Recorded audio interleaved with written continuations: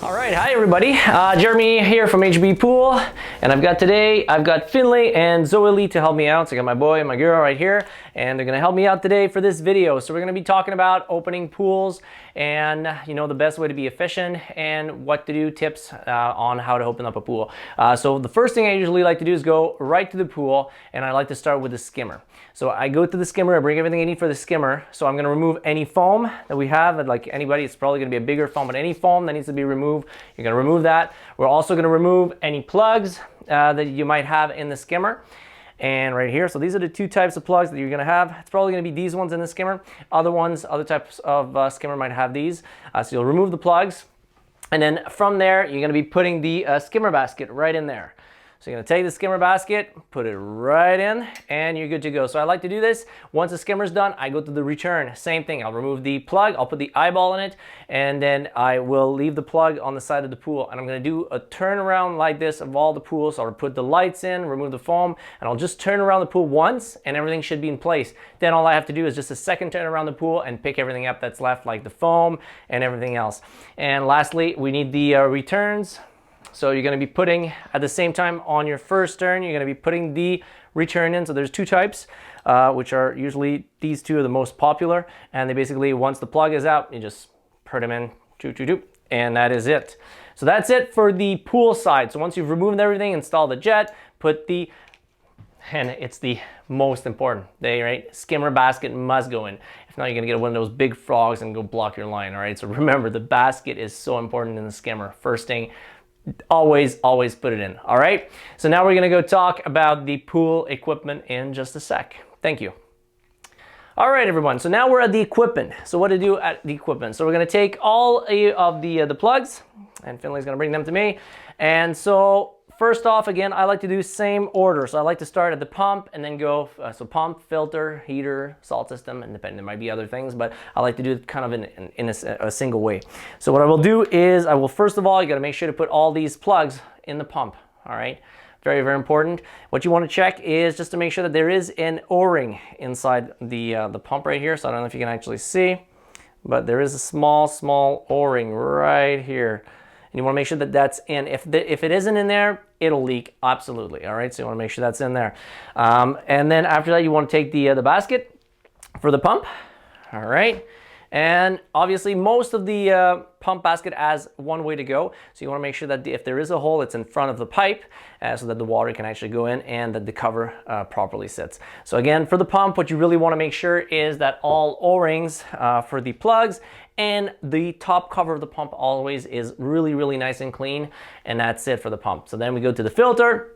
Same thing at the filter, you're gonna put the plug back in. Again, there is an O-ring at the bottom of the filter plug. So there are different types, but there is a O-ring in there, and it should be lubricated or at least watered down and clean so that it's really clean, and this should be put pretty tight inside. So the one thing we want to make sure at the filter that's really important is the pressure gauge. So most of filter have a pressure gauge.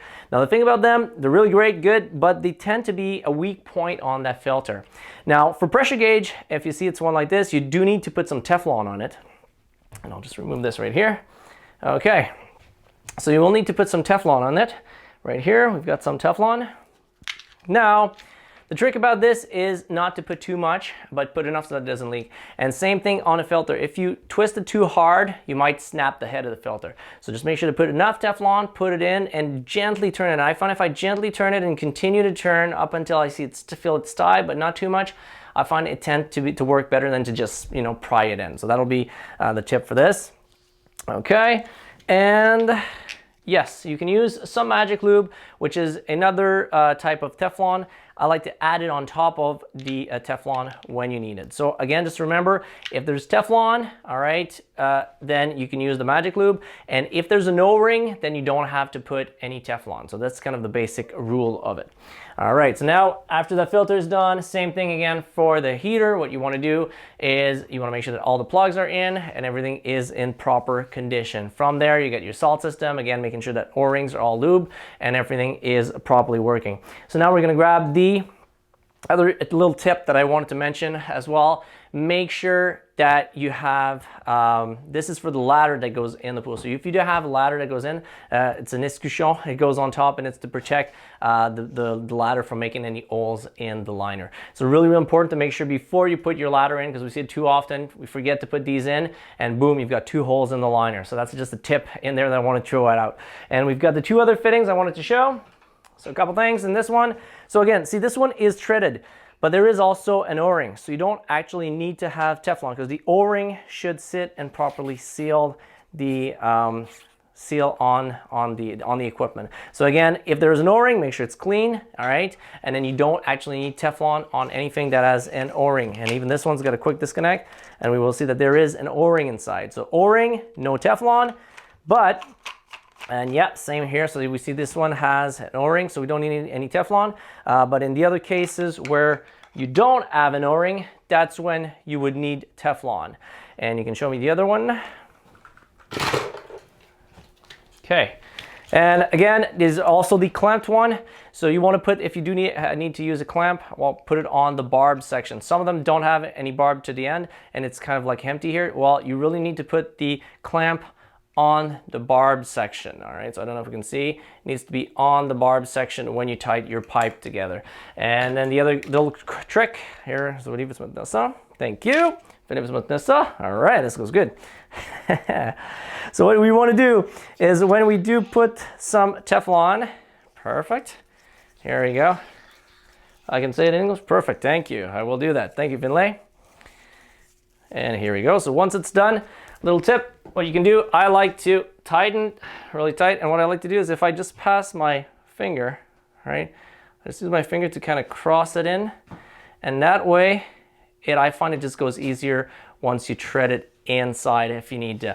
So as we see, we've got a nice Teflon, and then I use the magic lube.